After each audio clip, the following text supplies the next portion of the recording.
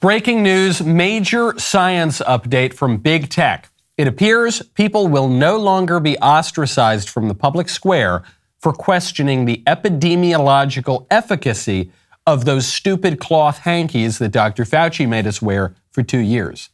YouTube has apparently updated its COVID misinformation policy. For most of the epidemic, this would be after Fauci told us the masks work, after he told us that the masks don't work.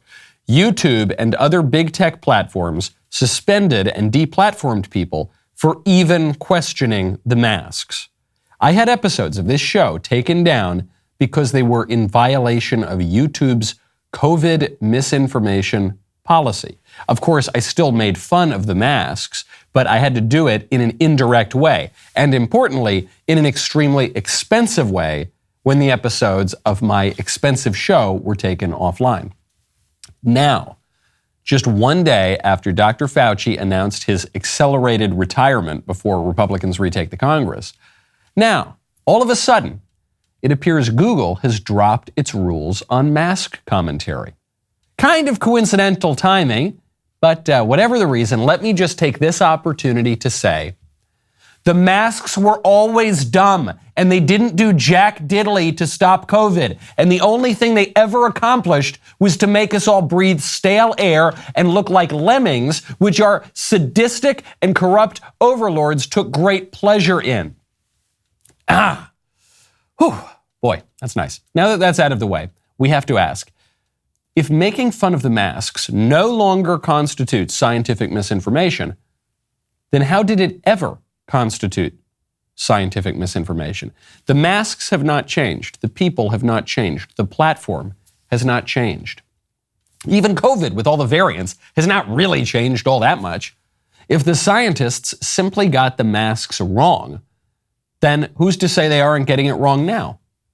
And if all of this has more to do with politics than with science or with medicine or with public health, then why were a handful of big tech oligarchs able to set the rules for what can and cannot be debated in the public square? I'm glad that YouTube has decided to let us tell the truth about the masks again. But the real problem is that YouTube gets to decide in the first place. I'm Michael Knowles. This is The Michael Knowles Show.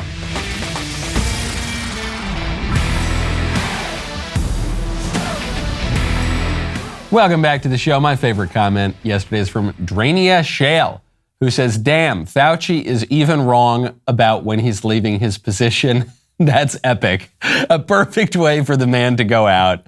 He makes a prediction about when he's going to leave. I'm going to leave somewhere right around the end of Joe Biden's term.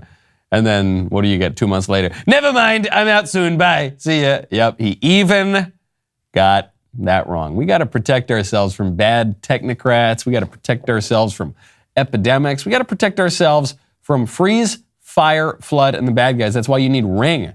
Right now, go to ring.com/Knowles. Summer is always busy. People are away from their homes quite a bit.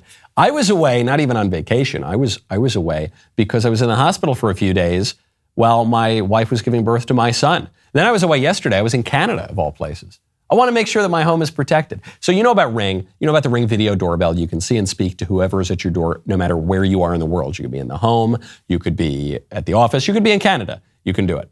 You know, Ring has an alarm. It's an award-winning home security system with available professional monitoring when you subscribe. It's fabulous, super easy to install. You can just do it yourself. That's great. Well, Ring didn't even just stop there. They have changed the home security game with Ring Alarm Pro. That is why I have teamed up with Ring. You got to be like me. You got to go pro with Ring Alarm Pro. They combine a security system with a fast Eero Wi-Fi 6 router for home security and network security in one device. Think about how much of your life is online. Make sure you protect it this busy summer season. I strongly recommend you become a pro like me. You go pro with Ring Alarm Pro. Learn more at ring.com/Knowles. That's ring.com/Knowles. Dr. Fauci can tell which way the wind is blowing. Dr. Fauci might not be great on pandemics, and he might not be great on the kind of research he's funding, like gain-of-function research in Wuhan, and he might not be great about the efficacy of masks or vaccines or anything else. But I'll tell you what, that guy knows which way the wind is blowing, and he knows that the political winds are against him right now, and he knows that if the Republicans retake the Congress, he's going to have to at least in some way answer for his 4 decades of failure and incompetence, and even worse, lies and deceit. And so Dr. Fauci is running as fast as he can out of Washington, D.C. You are going to see a Fauci-shaped hole in the wall at NIH the second those Republicans take power. So he's trying to get out of town. And the reason is that he knows that they're going to drag him in front of Congress and he's going to have to answer questions, which he says he will do, but not if he gets tough questions. If once you've retired, Republicans want you to go testify, is that something you would do? Sure, I certainly would consider that. But you've got to remember, I believe oversight is a very important part of government structure, and I welcome it and can be productive. But what has happened up to now is more of a character assassination than it is oversight. So sure, I'd be happy to cooperate so long as we make it something that is a dignified oversight, which it should be, and not just bringing up ridiculous things and attacking my character. That's not oversight. I don't want any kind of oversight that has them talking about my career and my record and all the mistakes I've made and all the lies I've told and all of the corruption I've engaged in. That's not dignified. Okay, I wanted to make me look really dignified. So if, for instance, the questions are, hey, Dr. Fauci, why are you so handsome? That would be, I think, very dignified. Hey, Dr. Fauci, you're so smart and charming. How do you do both? That would be a very good question to ask. But if they're going to ask me about my failure on AIDS and my inability to make a new anthrax vaccine after I squandered gazillions of dollars from the federal government for it, and after my funding of gain-of-function research in the Wuhan Institute of Virology, and after my lying about the whole pandemic the entire time, that would be very undignified. What a jerk. What a jerk. He says the only way he'll testify is if he gets softballs. Who cares? Especially after the show trials of the January 6th committee and all the rest of this Democrat attack on conservatives, after the show trial of Steve Bannon, after all the rest of it, I want them to subpoena Fauci, and then if he's smart, he'll just show up and put on the same kind of soft shoe that he's done for the past 2 years, and he'll probably get away with it. If he doesn't show up, though, I want them to hold him in contempt of Congress. I want them to throw the book at him. Because even if Fauci realizes, okay, I got to pull back a little bit here, I got to tone it down a little bit. He's actually said elsewhere the reason that he's going to retire is because he thinks that it will make it a little bit less likely that the Republicans in Congress go after him. But even on that, he's hedging. I'm retiring, but I'm not really retiring. And I think if I'm out of the spotlight, the odds that they go after me, it's much lower. So if Fauci understands that a little bit, the technocrats around the world, at the United Nations, at the World Health Organization, those guys, they're accelerating, if anything.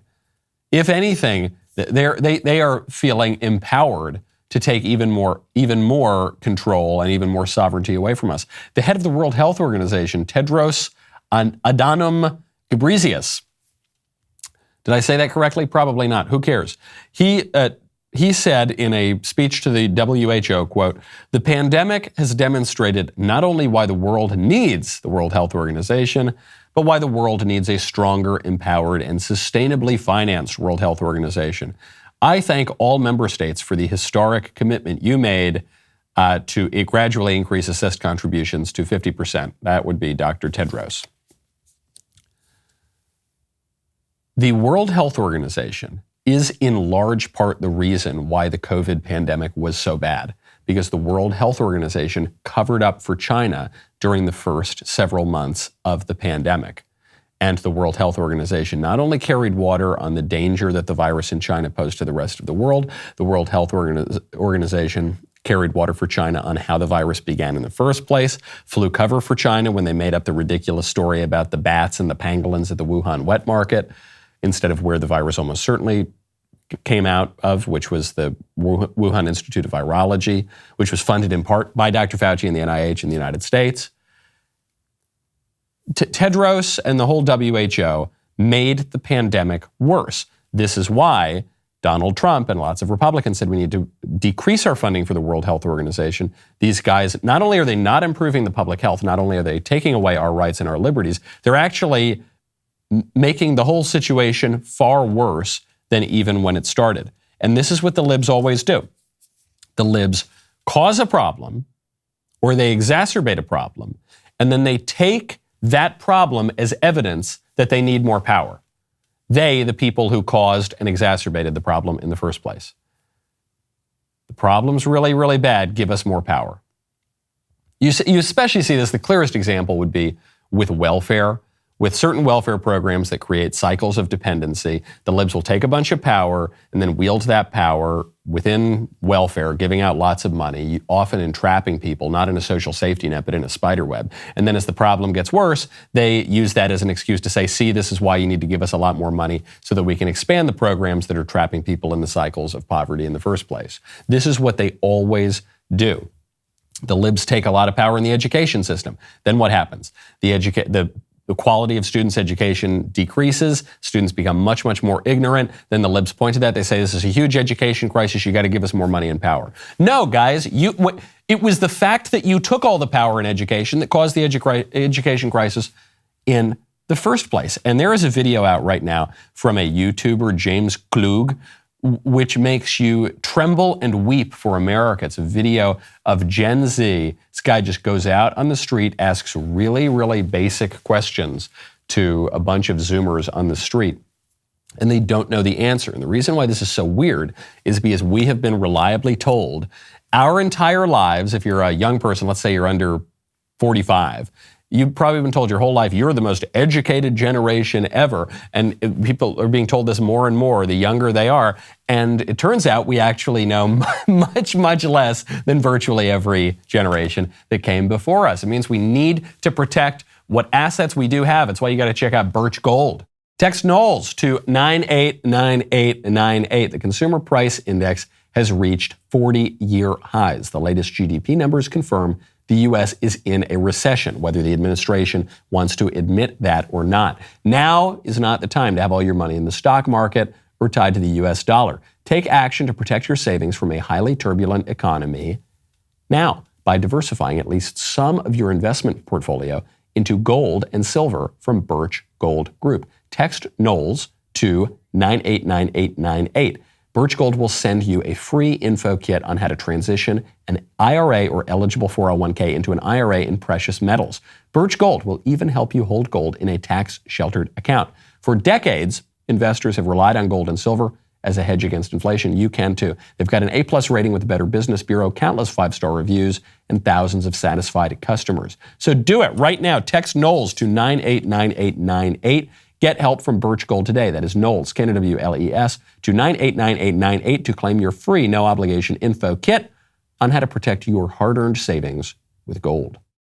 The YouTuber, James Klug, goes face-to-face with the Zoomers, asks them really simple questions. Here's what they say. How many stars are on the United States flag? 103? 103? 103. Yeah. Obama would have said 57. 32. What ocean is on the east side of the United States? What ocean? Can I Google it? You guys know this. I know this. I don't know this. What country is the Queen of England from? I'm not a politics guy, nigga. I ain't gonna lie, I don't know. I really don't know. Just take a guess, like what country is the Queen of England from? Europe? I don't know.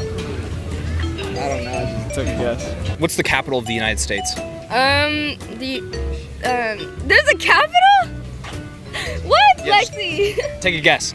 I don't know. Probably California. Yeah, that's Probably right. California. It is? No.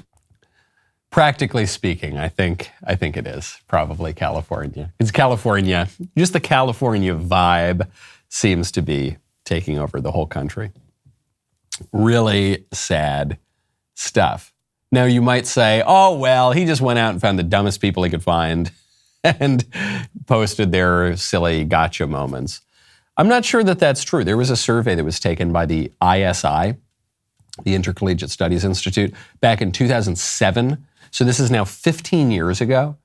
And it was a study of the elite universities measuring historical and civic knowledge of incoming freshmen and graduating seniors. The survey found that the incoming freshmen knew more than the graduating seniors, that students were becoming more ignorant the longer they were in college. You can, I think, extrapolate this out to the entire education system these days, which has become just as ideologized as the universities were for so many years. People don't know a lot of stuff. This is part of a problem that I have talked about on this show for a very long time, that sometimes I get some pushback from the conservatives on, which is that we have always been told, we shouldn't teach students what to think, only how to think. That's what we were told. That's what I was told when I was coming up through school. I bet that's what most of you were told. You even hear this from conservatives. The liberals are teaching students, the leftists, those leftists who indoctrinate rather than educate, they're teaching students what to think, not how to think. This one, I'm saying this for the people in the bleachers. You cannot teach somebody how to think without teaching them in some way what to think. You can't teach a student how to think about math without teaching them that 2 + 2 = 4. You can't teach a student how to think about America and American history without teaching them that the American Revolution begins in earnest in 1776. You need to teach them facts about things. You cannot teach a student how to think about ethics and morality without teaching the student that it is wrong to commit murder. When we talk about this distinction between education and indoctrination, it's usually a meaningless distinction. It's a distinction without a difference. Both of the words mean essentially the same thing. Indoctrinate is a word, it comes from the Latin word docere, which means to teach, to lead, to educate. To lead out of your kind of ignorance into a fuller kind of education, it's got that same root word right there. The only difference is that we mean educate to be a good thing and indoctrinate to be a bad thing. It's always our opponents who are indoctrinating. We're the ones who are educating. We can't escape the fact that in order to educate someone properly, you've got to teach them things. Another terrible educational movement that occurred while a lot of us were being educated or not educated was that we were told, oh, you don't need to memorize anything. You don't need to memorize poems or speeches or dates or people or events, or you don't need to memorize that because you live in the future. You have Google. You have your magical device right here. So you can just look all that up. That doesn't matter. You just need to understand patterns, themes of history, not the actual facts or anything. And the libs pushed this in particular because by having students remain ignorant of what actually occurred in history, they could just convince students that they were actually educated because they believed the highly ideological themes that we were told about history. Oh, look, you don't need to know anything about the history of the United States. All you need to know is the theme that we went from oppression to freedom. That's the theme. So forget about the actual stuff that happened. You don't need to know anything about the history of Christianity or the history of the scientific revolution or anything. All you need to know is we went from the dark, ignorant ages into the enlightened, brilliant, scientific, atheist ages. That's all you need to know. You don't need to know anything about what actually happened. And so is it any wonder that now kids, when they're interviewed, they don't know really basic stuff about their own country. They don't know how many states there are. And when you don't know about your own country, when you don't know about your own history, you don't have any reason to preserve or conserve it. You can't be a conservative. You couldn't be a conservative even if you wanted to be a conservative. You wouldn't know what to conserve. What are the schools actually doing? The schools aren't teaching students very much of anything at all. Instead, they're pushing a radical ideology, especially this trans stuff. And we make fun of it. We make fun of the pronouns. We make fun of the crazy haircuts. But it's really, really harmful to students. There's a Florida father who was just testifying before the state surgeon general. He was describing how the school that his daughter attended secretly transed his daughter, and this secret transing of the daughter led the daughter to try to kill herself in the school. In January of 2022, I went to my daughter's elementary school to deal with a very sensitive incident. My daughter attempted suicide by hanging in one of the school bathrooms. My wife and I were told that by the school counselor that it happened because of an ongoing issue with her gender identity. We were in shock because our daughter never showed any signs of questioning her biological sex. We were told that they knew about the gender issue due to meetings they were having with our daughter behind our backs.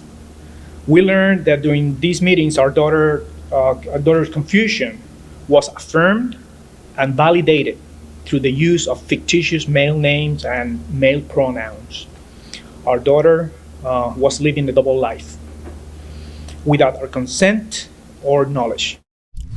This father's restraint is so admirable. Imagine, especially if you have kids. Even if you don't have kids, imagine you do have kids, but it's so clear if you do have kids.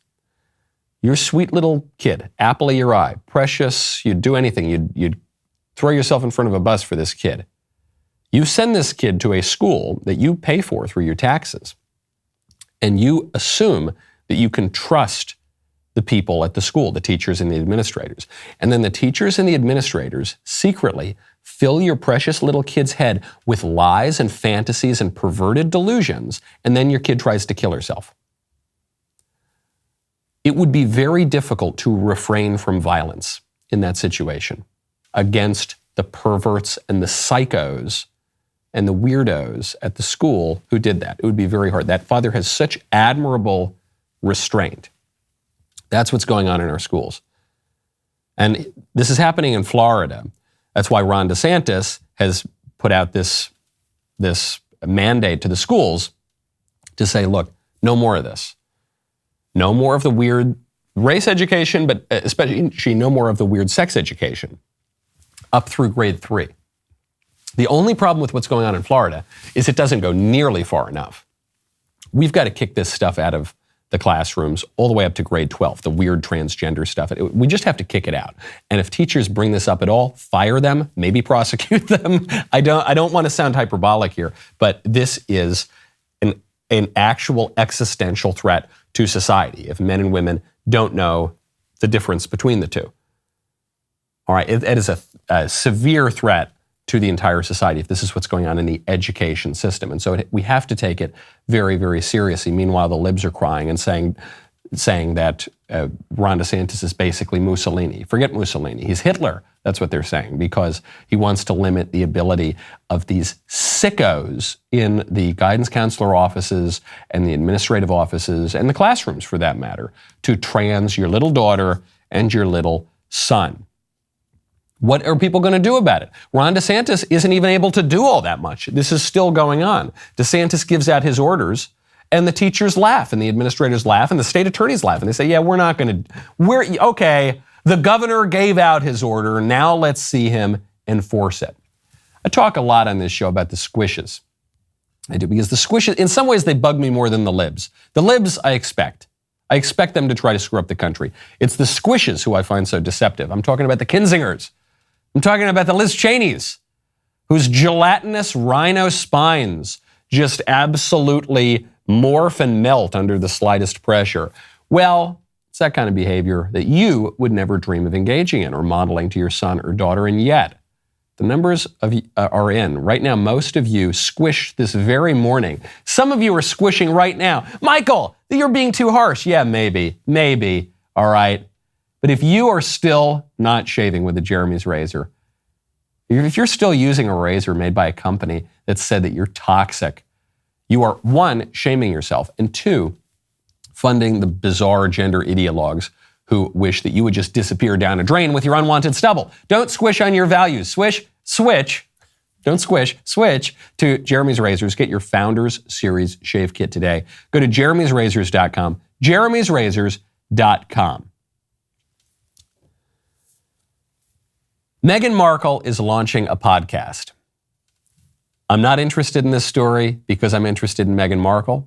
I'm not even interested in this story because I'm all that interested in podcasts.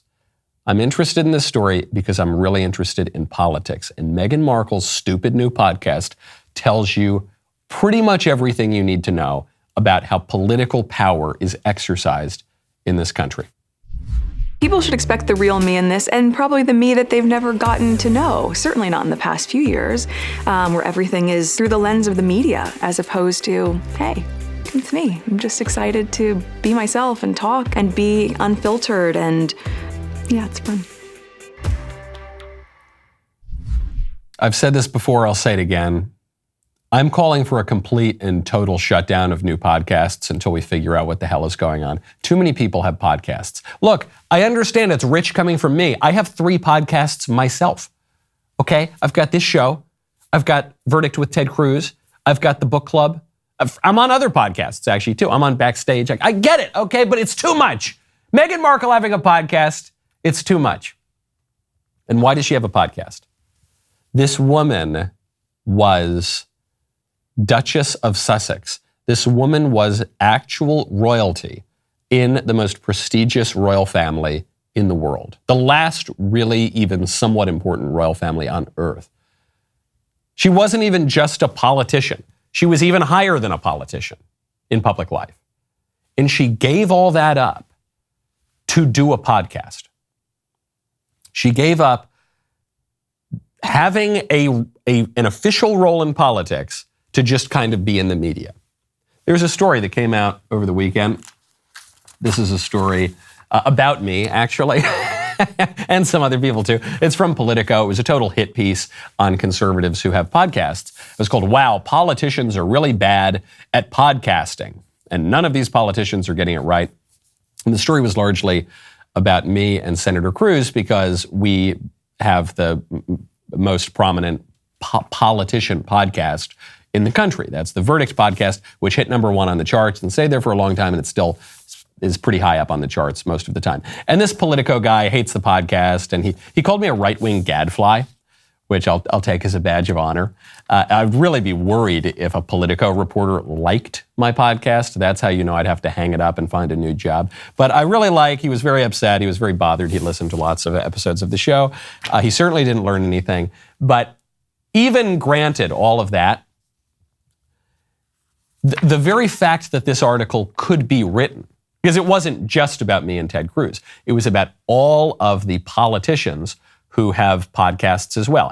I think Cruz and I, Senator Cruz and I had the first one, and then afterward it was just this cascade of politicians starting podcasts, sometimes with co-hosts like me, sometimes just on their own. They get a microphone, they record it. And so you had all these politicians making podcasts.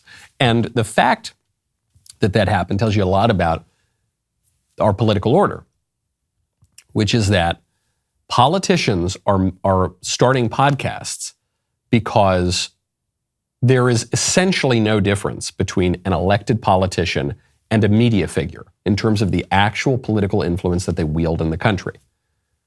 Now, obviously, if you're in the United States Senate, you do still have certain privileges that the bureaucracy and the deep state have not managed to take away from you. You can confirm judges. You can ratify treaties most of the time. But most of the political power of elected politicians has gone away.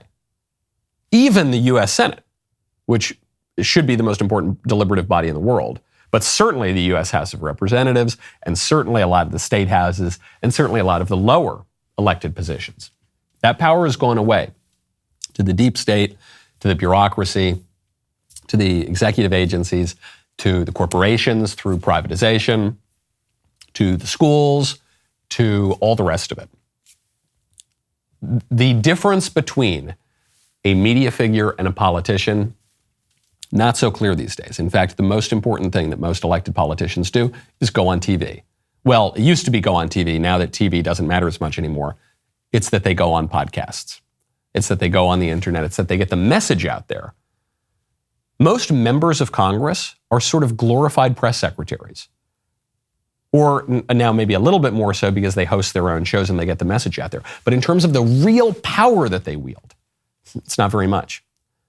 You compare your average member of Congress to your average career bureaucrat, the bureaucrat has way more power. To your average school administrator, that school administrator is going to have a whole lot more power. That's a political problem because the people still have some say with the elected representative. We don't have any say with those unelected bureaucrats who even the president can't really fire. You want to talk about the difference between showbiz and politics here and the overlap? Ron DeSantis, who I think is the greatest governor in the country right now, Ron DeSantis just put out a political ad where he compares himself to Top Gun.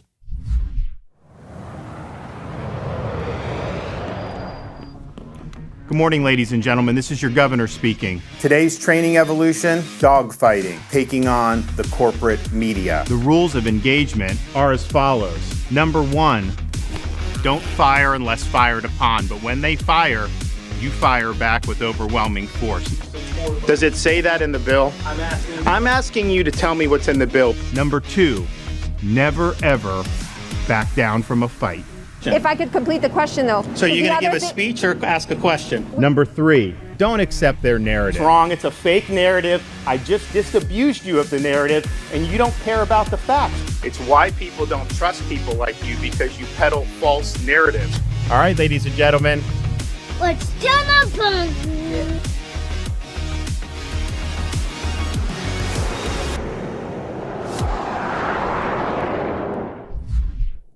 As much as I love Ron DeSantis, and I really love the guy, is as much as I hate this ad.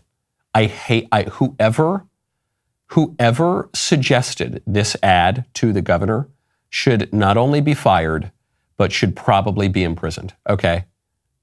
That's how bad this ad is, because the ad totally cuts against the whole DeSantis ethos. The whole DeSantis vibe is that he doesn't need to put on a soft shoe in a show and talk himself up and make a big spectacle of himself, because he's just really good at governing. That's the whole argument for DeSantis over Trump in 2024 is that DeSantis has all the really good qualities of Trump. He attacks the media. He's got the right instincts. He's right on the issues.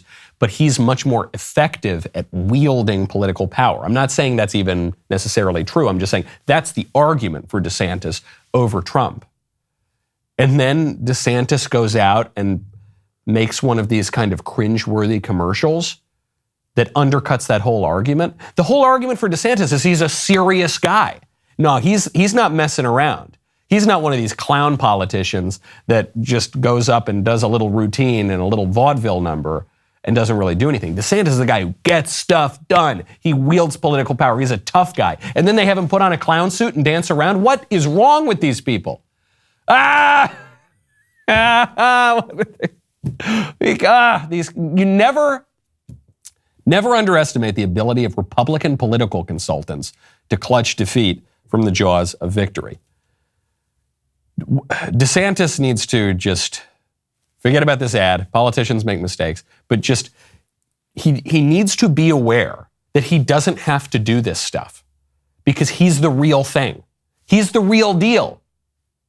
He could just be the real thing. He doesn't need to be the pretend thing. It's the Meghan Markle problem. Meghan Markle was the real thing. She was an actual princess, and she gave that up to try to play Disney princesses.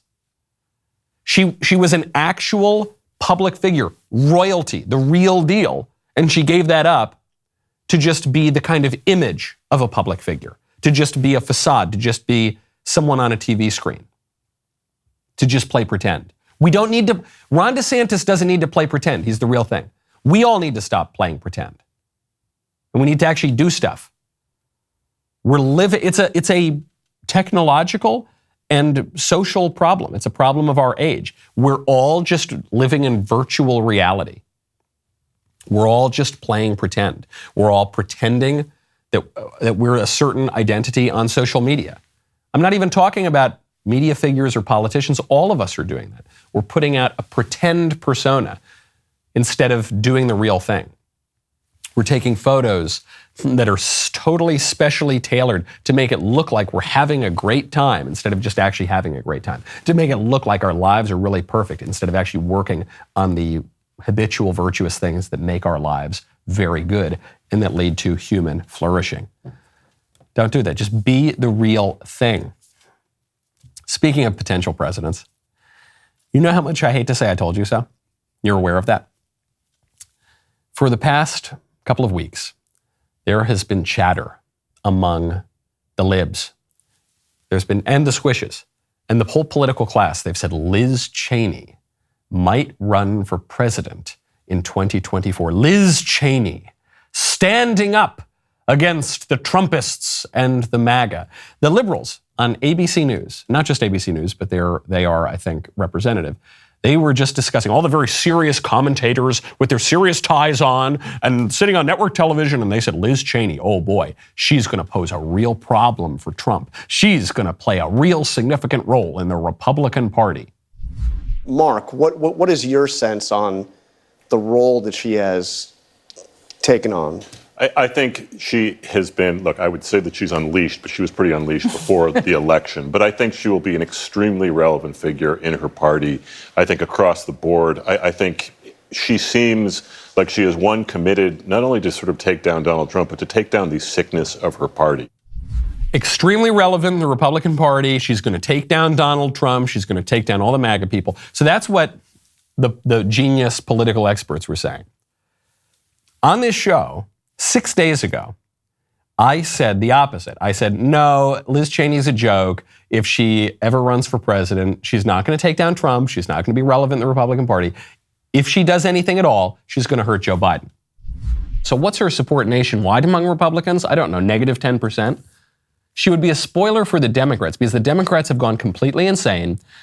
Even the majority of Democrats know that they've gone completely insane. The majority of Democrats don't want Joe Biden to win to run even in 2024. And because the Democrats have pumped up Liz Cheney as this honorable, maverick, rogue voice of reason, I could see a lot of moderate Democrats possibly pulling the lever for her in 2024. So fine by me, Liz. I truly, truly hope she runs. She will not be a problem for the Republicans. Guess who was right? Guess who is right? You've got the whole stupid political establishment of experts who are geniuses who go on network TV saying one thing. Then you've got little old me in my little old studio saying the opposite. Guess who was right? Turns out, I told you so. A new report from Yahoo News and YouGov shows that Liz Cheney, if she were to run for president in 2024, would not only not take down Trump, she could single-handedly swing the election to Trump by hurting the Democrats. This poll, and it was Yahoo and YouGov, so these are left-wing polls, they found that if there were a one-on-one rematch between Biden and Trump, today Biden would lead by 4 points among registered voters, 46 to 42. Now, I don't really believe that that would happen, but that's just to show you that the poll is skewing to the left. In a three-way race with Liz Cheney on the ballot, Trump would flip from being 4 points down to having an 8-point lead over Joe Biden, 40 to 32. Why do I bring it up? Do I bring this up just to toot my own horn? No, not just to do that. I bring it up to remind you, and I'm preaching to the choir here, the people that our society exalts as experts are complete idiots who don't know anything or who are intentionally misleading you. They are wrong about statistically everything. They are wrong about Liz Cheney. They were wrong about Trump. They were wrong about Russia collusion and Ukraine's collusion. We always forget about that. They were wrong about, remember net neutrality repeal? All the experts said that if we repealed net neutrality, people would die. Remember that? They're wrong about, that's just one kind of random example. They were wrong about the vaccines. They were wrong about the masks. Even YouTube's, they're wrong about everything. They're wrong about everything. And so if you continue to trust them on anything, I can't help you. You're not going to make it. And I know that even for us hardened conservatives who we don't have really any trust in the establishment anymore, but even for us, when you see the fancy people in the fancy ties on network TV, and they've got really fancy faces, and they look really serious, And they say, Liz Cheney, she's going to be a really relevant figure in her party. Oh, yeah, global warming is going to kill us all in 9 years. Oh, the masks totally work. They super duper work. The vaccine, if you take the vaccines, you'll never get COVID and you won't spread it. And we're really serious people. It's hard to push back against that because they at least have the facade, the veneer of authority. They don't have any real credibility, but it sort of seems like they do. I had this experience. I may have mentioned it on the show. I went to my 10-year college reunion, and I got to see a lot of my friends, some of whom are former friends because they don't like my political activities in recent years. But I would say probably a fifth of the class. We had a nice time, hung out, had a good time. And a lot of the rest of the class, not only were they frowning at me, but they were frowning in general. I noticed this. A lot of my classmates. I went to a very liberal school, and a lot of these people have gone on to have, according to the New York Times, according to the kind of elite consensus, they've had really good lives. They did all the things they were supposed to do. They went to the fancy school. They didn't settle down and get married. They worked in some kind of liberal company that is considered prestigious. They didn't prioritize their personal life. They moved to the big city. They lived in a little pod. They went to all the restaurants that you're supposed to go to. They only prioritized work, and they read the New York Times, and they read the Atlantic, and they just did all the stuff that the liberal establishment tells you to do, and all the experts tell you to do, and they locked down, and they wore the masks, and they get all the shots, and they take all the advice of the libs, and they're miserable. So many of them. You look at feminism. Feminism, which is one of the most effective political movements in American history, certainly the last 50, 60 years. Feminism said, we are going to make women happier. Ever since feminism took over in the 1960s, women have become much less happy, both in relative terms to men and in absolute terms. It doesn't give you what it promises it will give you. The experts, the emperor has no clothes, the experts have no wisdom. You really should not believe them. One last point on that Liz Cheney bit, I just noticed people call her a maverick, and it reminds me of one last point on the stupid Ron DeSantis ad. It's just occurring to me now. They are comparing Ron DeSantis to Maverick. They're saying he's a maverick. Maverick is the term in politics most associated with John McCain, who is the opposite kind of Republican that DeSantis is. John McCain, not popular anymore, totally squished on the Republicans when it counted, deeply unpopular in the party. You've got Ron DeSantis, who doesn't squish, who's a tough guy, who's conservative, who's very popular, and this stupid ad, it's just hitting me now, is implicitly comparing him to John McCain by calling him a maverick. What are these people thinking? Drives me crazy. Drives me absolutely crazy. Don't do that. Don't believe the experts, whether you're talking about the expert Washington, D.C. political consultants, or you're talking about the experts in the lab coats at the NIH or anywhere in between. These guys, I'm not saying experts always are idiots, but right now they are, and you shouldn't believe them. Now, speaking of hurting Democrats, as Liz Cheney would do, a New York City official is still crying about the fact that Texas Governor Greg Abbott is shipping up buses of illegal aliens from Texas to New York, because New York says we want more and more illegal immigration. Texas says we really don't. New York says we're a sanctuary city. And so Texas says, okay, you want them, you got them. They ship them up, and now the New Yorkers are crying, and they're saying, no, we don't actually want them. We just want to make you look bad. We want you to keep them. We don't actually want them. And now, obviously, that's so hypocritical. People are mocking New York City because Governor Abbott called their bluff, and it became clear that the New York Democrats only want illegal immigration elsewhere, in the red states, but not in my backyard. Now the New York City officials are trying to explain that away. They're trying to explain their reticence to take on the illegal aliens that they've encouraged to come to America. And it's because they say they didn't get any warning. Cities in Texas have been dealing with this issue for decades, and now New York City, Washington, D.C. dealing with the same issues right now. I want to put something on the screen right now. This is from the New York Times. They've been covering this pretty in depth, and this is from over the weekend. They wrote, the city's early response to the influx of migrants was marked by weeks of flailing and missteps, deeply at odds with the gimme your huddled masses rhetoric of Mayor Eric Adams. Some families slept at an intake office in the Bronx in violation of the law. Some were separated by bureaucratic snafus. And advocates said the city often failed to provide basics like food, diapers, and medical attention. This is New York City. This is supposed to be the greatest city in the world. So what's happening? Again, Governor Abbott did not give us any warning that he would be sending people to New York City.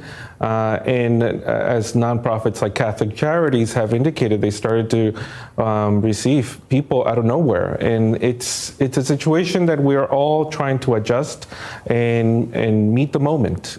That's it. No, we would have really been happy with all the illegal aliens being shipped up here from Texas. It's just we didn't get any warning. What do you mean you didn't get any warning? Are you telling me that illegal immigration is some new issue in America? This hasn't been going on for 50 years now, increasingly. Oh yeah, we just had no idea. What are you talking about?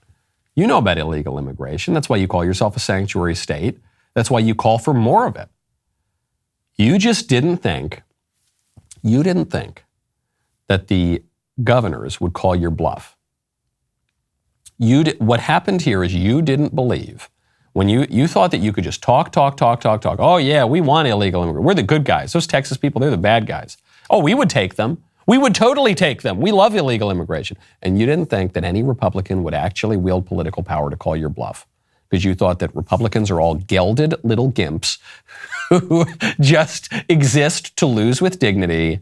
And they occasionally talk a good game, but they don't actually wield power.